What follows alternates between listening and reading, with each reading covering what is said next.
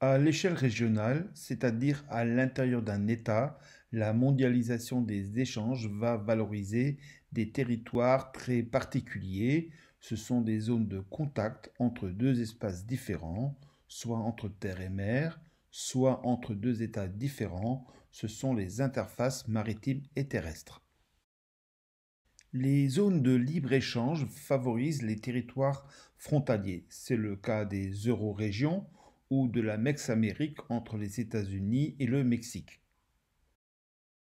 Les ports des façades maritimes développent des zones industrialo-portuaires. Il s'agit d'associer sur un littoral des fonctions portuaires comme l'accueil de gros navires et industrielles liées au transport maritime, telle la transformation de matières premières. Certains territoires, pour attirer des activités économiques et des investissements, proposent aux entreprises des avantages fiscaux, ce sont les zones franches.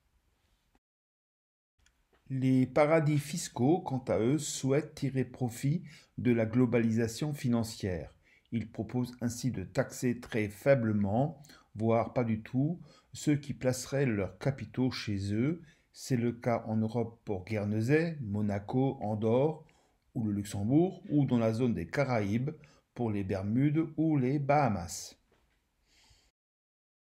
Dans les pays du Sud, c'est-à-dire en développement, les zones touristiques sont des territoires également privilégiés car ils savent tirer profit de la mondialisation, notamment lorsqu'ils se situent à proximité des pays du Nord, principaux pourvoyeurs en flux touristiques. C'est le cas de la rive sud de la Méditerranée, de l'Asie du Sud-Est ou des Caraïbes.